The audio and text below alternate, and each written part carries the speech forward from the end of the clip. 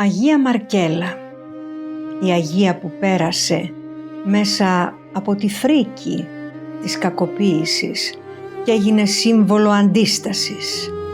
Η Αγία των παιδιών, των νέων και της καρδιάς μας. Έμετρα θα δούμε το βίο της. Έμετρα, γιατί η ποίηση ξέρει να δίνει τη σκληρή αλήθεια με ασφαλή τρόπο. Γιατί η ποίηση ξέρει να αγγίζει σωστά και να αφήνει ασφαλή αποτυπώματα μέσα μας και ειδικά μέσα στην ψυχή των παιδιών μας. Αγία Μαρκέλα, τα πρώτα χρόνια της Αγίας στη Βολισσό.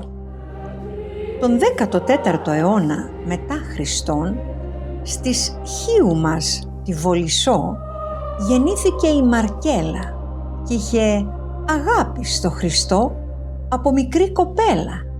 Στα 10 της χρόνια κοιμήθηκε η μητέρα της και έμεινε ορφανή, μα δεν άφηνε τη θλίψη της πάνω της να φανεί. Το ήθος το χριστιανικό που πήρε από τη μητέρα έκανε όμορφη και αγνή την κάθε μια της μέρα. Έβλεπε στον πατέρα της τη μάνα που είχε φύγει, μα το καλό με το κακό μια μέρα είδε να σμίγει. Εκείνος που τη φρόντιζε απ' την κακία του κόσμου δεν είχε, όπως νόμιζε, την ευωδιά του δυόσμου.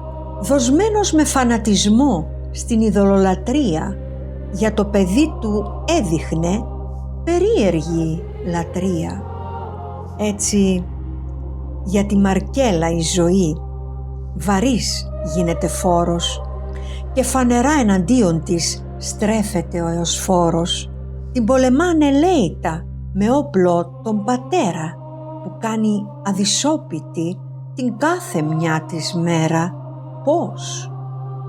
Πώς περνάει στο χώρο της και έχει απαιτήσεις και ζητά για το κάθε της βήμα να δίνει εξηγήσεις. Δεν είναι ο πατέρας που γνώριζε εκείνη, που μόνο στοργή και αγάπη είχε μάθει να δίνει στο παρελθόν. Δεν είναι. Ναι, δεν είναι εκείνος που στα πρώτα της βήματα κεντούσε τις ώρες της με τραγούδια και ποίηματα. Το ύφος, η φωνή και η ματιά του δεν είναι όπως πρώτα και στη γραμμή της ζωής άλλαξε ρότα. Έχει χάσει η αγάπη του το ηθικό το ανάστημα.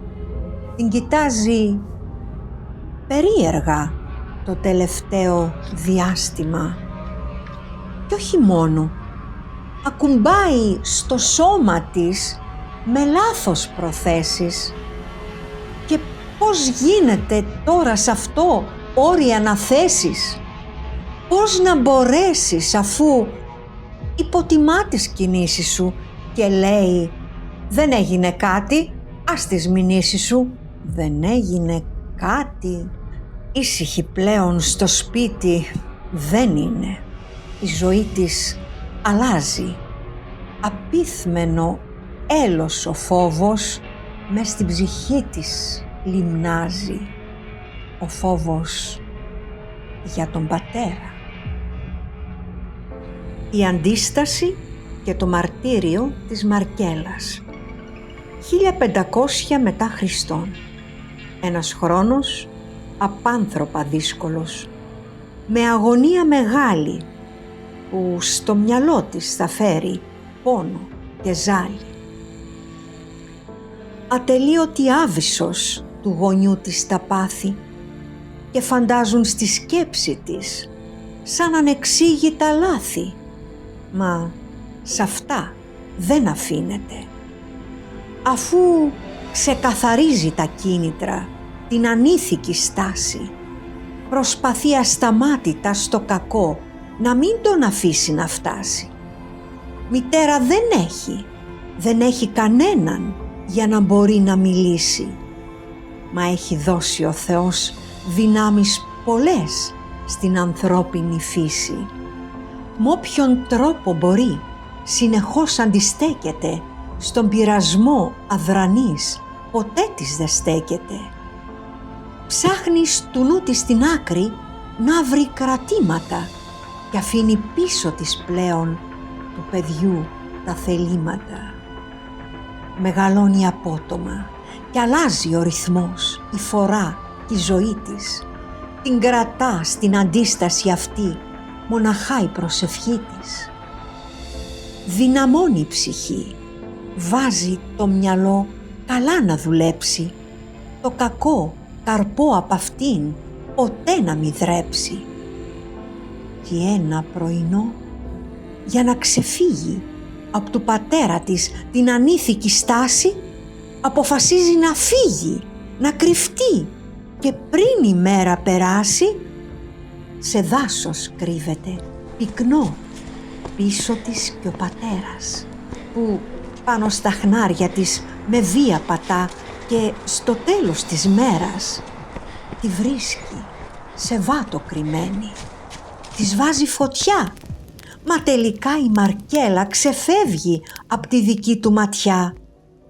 Πίσω της τρέχει, μορμεί, σε λίγο τη φτάνει και εκείνη σηκώνει το κεφάλι ψηλά, την προσευχή της να κάνει. Ζητάει να ανοίξει ο βράχος που είναι μπροστά της και σαν βαμβάκι να πέσουν οι πέτρες μες στην ποδιά της. Θα ανοίξει ο βράχος. Κρύβεται μέσα, μα το κεφάλι μένει ακάλυπτο και σε λίγο το αίμα που σκορπίζει τριγύρω θα μυρίζει βασιλικό και ευκάλυπτο. Και ο πατέρας Δήμιος πετά την κεφαλή την Αγία, πετάει το ξύφος και γυρίζει να δει αν τον είδε κανείς με άλλο πρόσαλο ύφος. Τον είδε. Βοσκός που γυρνούσε στον τόπο είδε με τρόμο ό,τι συνέβαινε και σε λίγο για το χωριό της Μαρκέλας με βήμα γοργό το δρόμο ανέβαινε. Ποιος το περίμενε, τι θα συνέβαινε. Λίγο μετά το μαρτύριο, και ενώ την ψυχή της Μαρκέλας την παίρνει το δροσερό αεράκι της αιωνιότητας, τα καστανά της μαλλιά απλωμένα στο κύμα γίνονται ανεξίτηλο γράμμα στο χρόνο, γίνονται ποίημα. Και ένα φως, μια λάμψη ασυνήθιστη από πάνω τους βγαίνει. Δεν βυθίζεται η Αγία Ικάρα, στην επιφάνεια μένει.